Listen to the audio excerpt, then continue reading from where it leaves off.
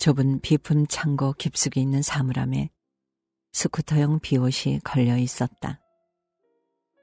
오니킬이 말이 맞았다. 하라는 사물함 문을 열 때 흩날린 먼지 때문에 컬럭대면서 손가락으로 비옷을 잡아 끄집어내고 창문 너머로 점점 거세지는 빗줄기를 잠시 바라보았다. 오늘 아침 출근할 때만 해도 부슬비였는데 점심때가 지나자 빗발이 굵어졌고 지금은 호우라고 해도 될 정도로 날씨가 변해 있었다. 호우경보도 발령되어 처리할 일이 없는 사원 중에는 점심때부터 조퇴하는 사람도 있었다. 그나저나 어째서 내가 이런 일까지. 아무리 내가 사무실 비품 관리자라지만 이런 날은 필요한 물건이 있으면 직접 찾아야 하지 않나? 영업부 1년 후배 오니키리는 퇴근길에 간척지 반대편에 위치한 회사에 물품을 가져다 줘야 하는데 사무실에 두꺼운 스쿠터용 비옷이 있는 게 생각났다고 한다. 그렇지만 하라에게도 고유의 업무가 있다. 대중교통이 끊기기 전에 귀가하라는 지시가 본사에서 내려온 데다 월요일까지 넘길 일도 남아있는 이런 금요일에 이따위 일이나 시키다니 그 자식. 입술을 악물고 눈썹을 찌푸려 최대한 퉁명스러운 표정으로 사무실로 돌아갔다.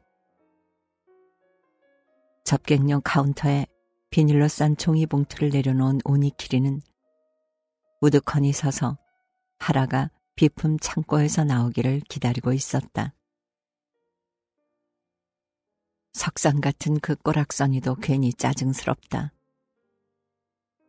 사무실에는 1년 선배인 영업부 이시희 씨와 중도 채용으로 들어와 이제 입사 11개월인 직하가 남아있었다.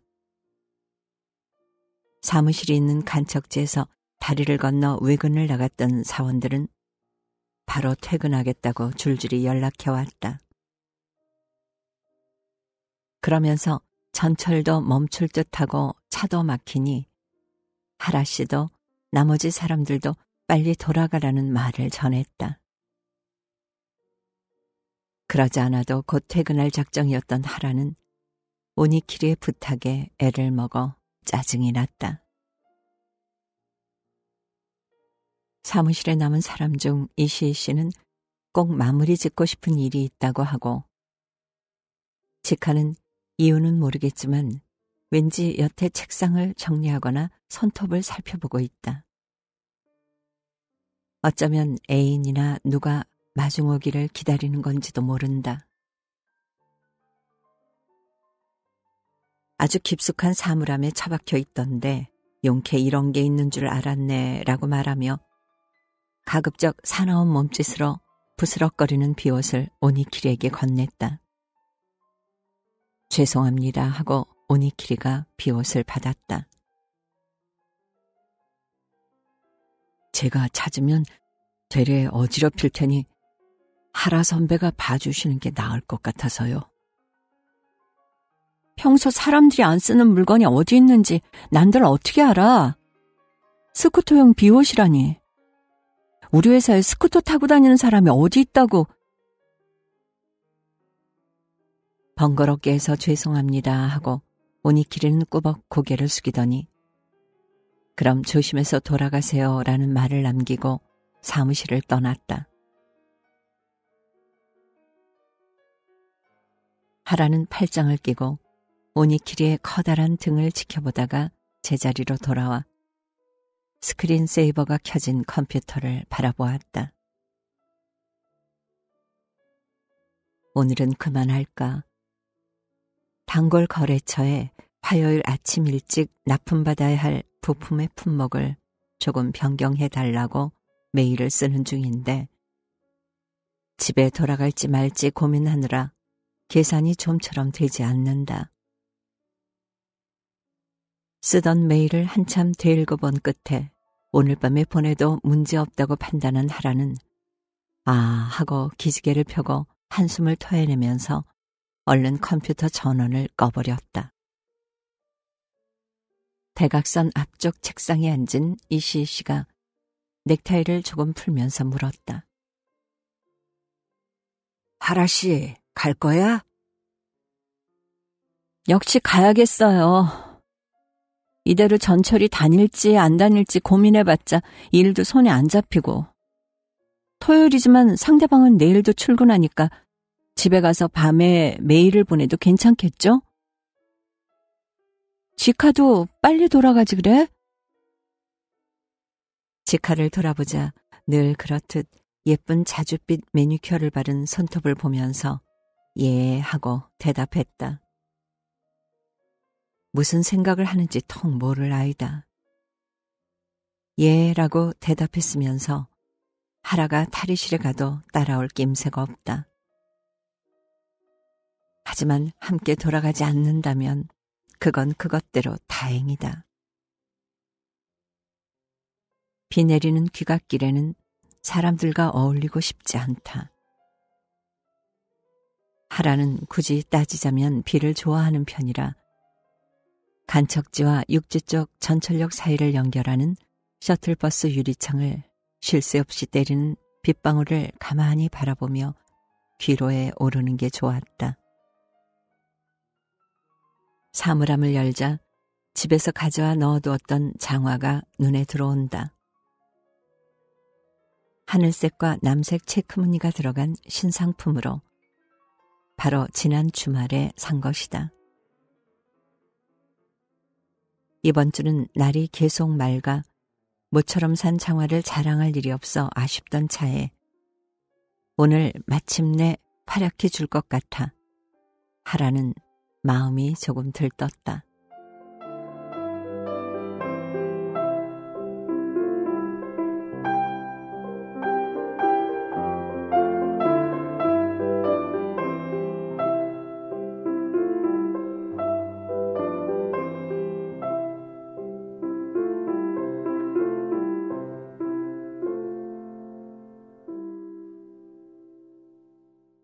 그럼 먼저 가보겠습니다 하고 사무실을 지나 현관으로 향했다. 지카의 머릿속을 헤아리는 건 헛수고겠지만 이시희 씨는 어쩔 작정일까? 이 회사에서 그날그날 업무 상황에 따라 직원들이 교통수단을 바꾸는 건 흔한 일이라 그가 오늘 버스를 타고 왔는지 차를 가져왔는지 하라는 알 길이 없다. 건물을 나선 하라는 옆 빌딩에서 나온 회사원들과 같은 방향으로 걸어갔다. 하라와 비슷한 나이의 남자 2명은 곧 주차장이 있는 쪽으로 방향을 틀었다. 아무래도 지금 돌아가자니 좀 고민되는데? 왜? 그야 두어 시간 지나면 빗줄기도 누그러질지 모르잖아. 이제 막 쏟아부을 거라는데 이럴 때 굳이 가야 하나 싶어서. 하지만 전철도 멈췄다잖아. 역시 빨리 돌아가는 게 나아. 그 말도 맞긴 한데 회사에 남아있는 녀석들이 결과적으로 쾌적하게 돌아가면 왠지 싫잖아. 둘 중 하나는 내키지 않는 듯 했지만 결국 주차장 안으로 들어갔다. 하라는 우산을 때리는 굵은 빗소리를 들으며 그들의 대화를 조금 곱씹었다. 빗소리는 팝콘이 전자레인지 속에서 터지는 소리와 흡사하다. 사실 일상에서는 전자레인지로 팝콘을 만들 기회보다 비가 내리는 횟수가 훨씬 많을 텐데 어째서인지 하라는 그런 식으로 생각했다.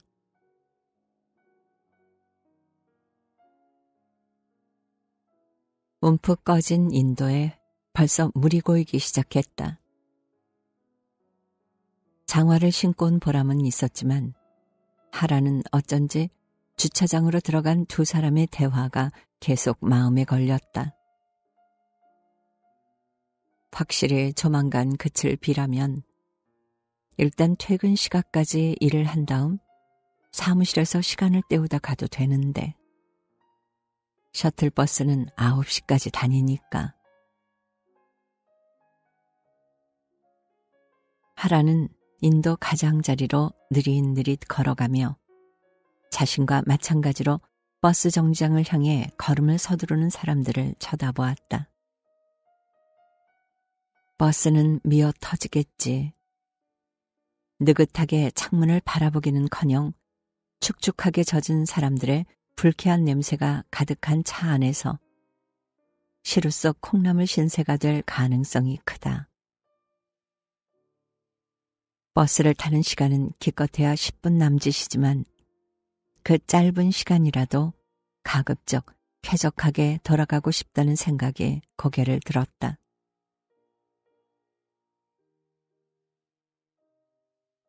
결정적으로 하라는 반년 전 통신판매 회사에서 보내준 고급 구호 식량의 존재를 기억해냈다.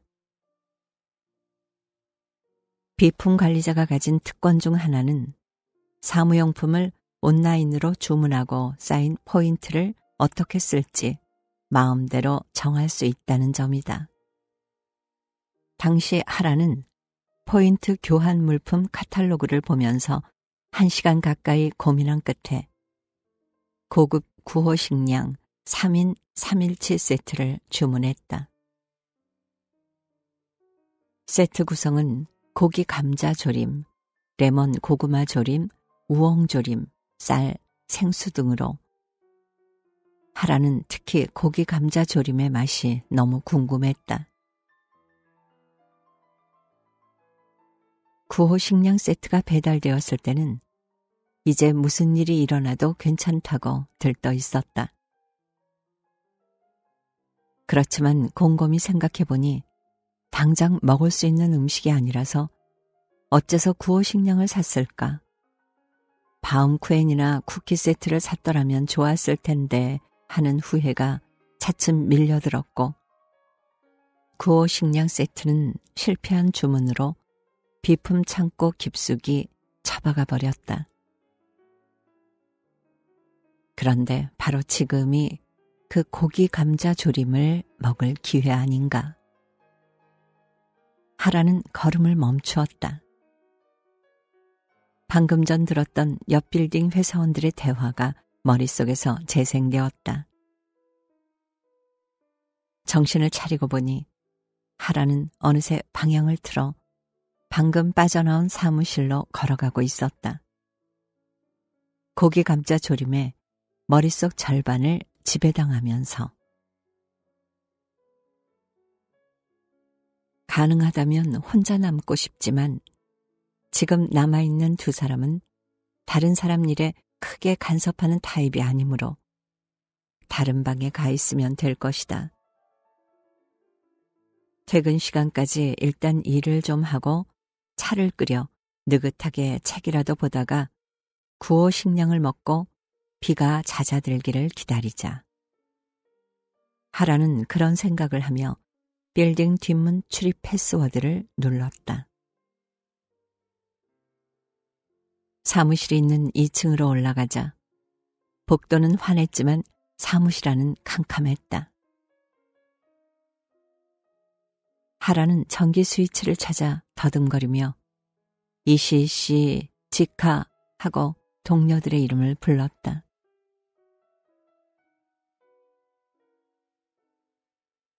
둘 다 돌아갔나. 하지만 그렇다면 패스워드만 눌러 이 건물에 들어올 수 없다. 하라가 근무하는 사무실이 입주해 있는 건물은 회사마다 패스워드가 정해져 있고 각 회사는 일단 문을 닫으면 열쇠가 있어야만 들어갈 수 있다.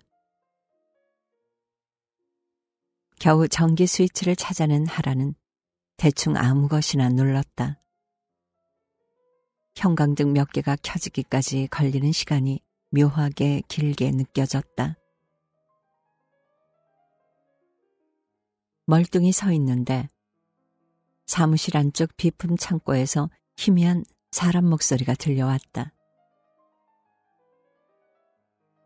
하라는 살금살금 그쪽으로 다가가 문에 귀를 살짝 갖다 댔다. 이시 씨와 지카의 목소리였다.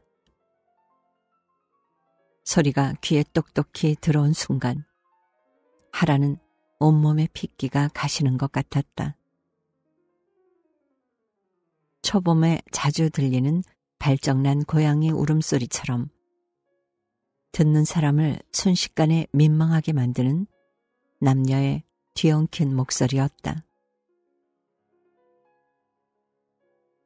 바로 문에서 떨어진 하라는 떨리는 손으로 토트백을 주섬주섬 뒤져 스마트폰을 꺼내고 이어폰을 꽂았다. 겨우 그 정도의 동작에도 엄청나게 오랜 시간이 걸린 기분이었다.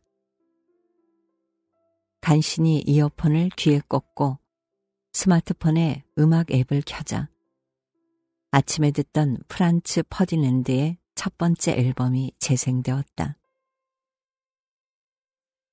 마음을 진정시키려고 So if you lonely 하고 흥얼거리며 현관으로 가서 우산꽂이에 꽂아두었던 우산을 힘껏 잡아 뺐다. 음악을 들으며 노래할 때 하라는 대개 보컬리스트를 흉내내며 노래를 부르는데 오늘은 왠지 특히나 닮았던 것 같다. 이 보컬 모리 시니치랑 목소리가 비슷해 라던 친구의 말이 어째선지 선명하게 떠올랐다. 하라는 소미를 걷는 기분으로 멍하니 복도를 지나 문을 열면서 자동우산의 버튼을 눌렀다. 이어폰 너머로 우산이 퉁 펴지는 소리가 유난히 크게 들렸다. 아까 회사를 나설 땐 우산을 쓴다는 사실조차 의식하지 못했는데.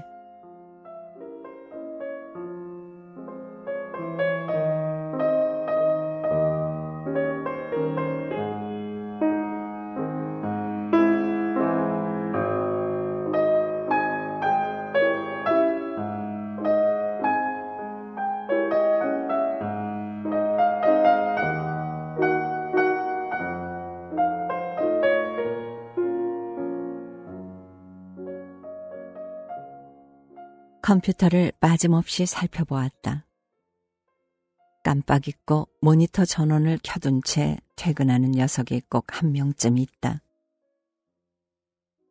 다른 사람들도 사무실을 나갈 때 서로의 컴퓨터를 봐주기 때문에 이런 날에도 마지막 점검은 꼼꼼히 해야 한다.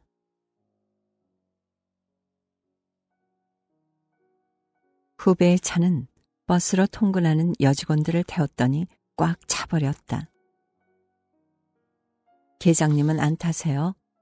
몇 번이나 묻는 팀원들에게 사카키는 괜찮다고 대답했다. 비가 이 기세로 계속 내리면 셔틀버스도 안 다닐지 몰라. 그런 말이 나온 게 점심시간이 막 끝났을 때였다. 시형버스 홈페이지와 교통정보를 수시로 확인하던 부하 직원 하나가 사카키의 사무실이 있는 간척지와 육지를 잇는 다리 위에서 추돌 사고가 발생했다는 소식을 알렸다. 그러자 그 말을 들은 누군가가 그럼 길이 막히겠네 라고 예상했다. 셔틀버스가 교통정체로 인해 발이 묶이면이라는 추론을 통해서였다. 간척지를 관리하는 제3섹터 산하에 있는 셔틀버스 회사는 간척지에서 일하는 사람들에게 무료로 서비스를 제공하는 탓인지 심각하게 늦게 도착하거나 아무 안내도 없이 빈번히 운행 시간을 바꾸는 만행을 태연히 저지른다. 부하 직원들은 놈들이라면 호우로 운행 정지쯤이야 하고도 남지 않을까요? 라고 추측했다. 비가 내리면 전철이 먼저 멈추니까 그 공백을 보완하는 게 버스 아닙니까? 라고 누군가가 반박하자 다른 직원이 그 버스 회사만큼은 예외라고 대답했다.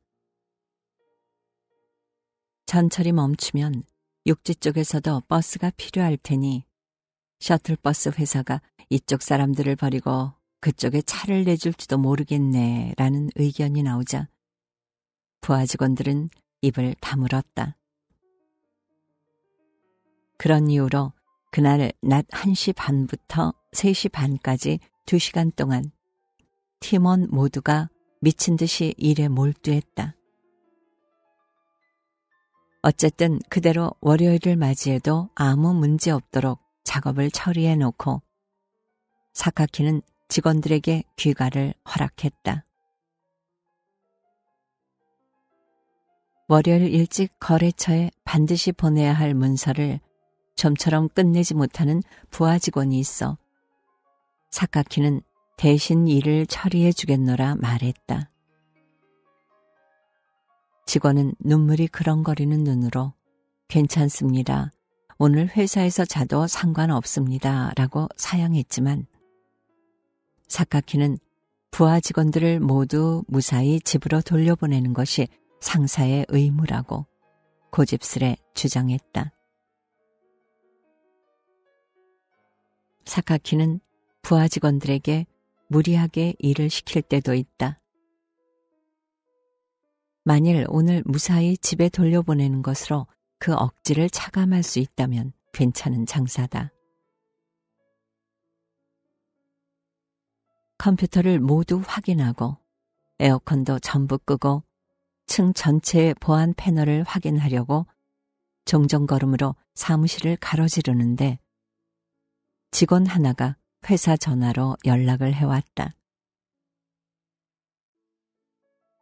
지금 다리에 와 있는데 역시나 길이 꽉 막혀 있어요. 정말 버스가 끊길지도 몰라요. 전철도 멈췄다고 하니 서두르세요. 사카키는 알았어 하고 건성으로 대답한 뒤 전화를 끊으며 보안 패널을 보았다. 초록색 램프가 들어오지 않는 곳이 딱 한 군데 있었다. 왜지? 패닉에 빠질 뻔했다. 살펴보니 그 층 구석에 있는 화장실 창문이 제대로 잠기지 않은 듯했다. 사카키는 부하와 이야기하던 차분한 모습이 거짓말이었던 것처럼 어느 놈이야 하고 버럭 소리를 지르며 복도로 뛰쳐나갔다.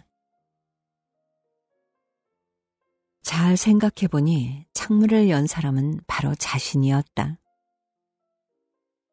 헤어진 아내에게 내일 일정을 물으려고 그 화장실에 갔던 것이다. 그곳에서 휴대전화가 가장 잘 터지기 때문이다. 헤어진 아내와 연락할 때 통화가 뚝뚝 끊기거나 통화감이 멀어서는 안 된다. 그런 실수는 용납되지 않는다. 화장실로 달려가 창문을 닫고 힘껏 걸쇠를 잠근 사카키는 달려왔을 때와 똑같은 기세로 돌아가 사무실 불을 끄고 가방을 옆구리에 끼고 엘리베이터 홀로 달려갔다. 그러고는 아무 소용도 없는 줄 알면서 내려감 단추를 짜증스럽게 마구 눌러댔다. 어째서 나는 반사적으로 마지막까지 남는 길을 선택해버렸을까? 그렇게 일이 중요한가? 그게 몸에 배었나? 그런 사람이라 이혼당한 건가? 그래서 아들을 보내주어야 했나?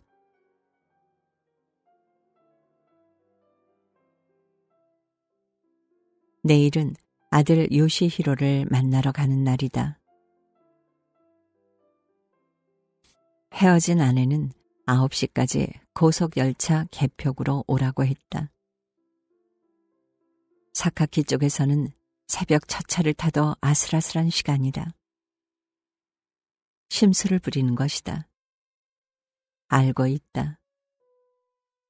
하지만 결정권은 헤어진 아내에게 있다. 5분이라도 늦으면 못 만나게 한다. 전에 한번 그런 적이 있었다. 당신 때문에 1초라도 시간 낭비하기 싫어. 그녀는 그렇게 말했다.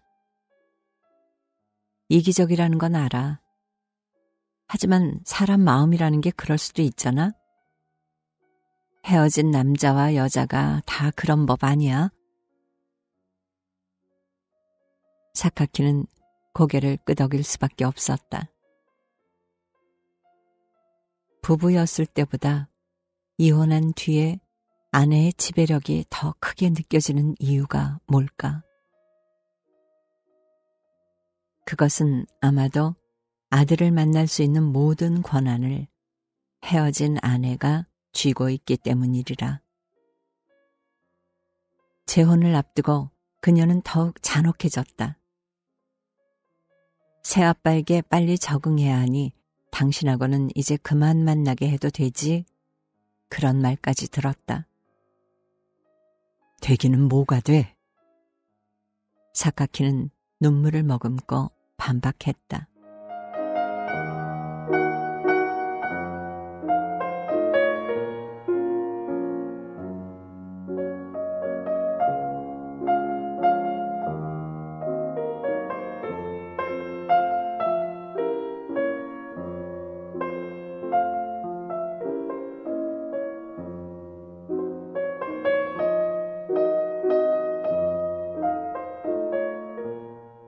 사카키는 겨우 올라탄 엘리베이터 안에서 발을 동동 구르다가 문이 열리자마자 빌딩 밖으로 뛰쳐나갔다.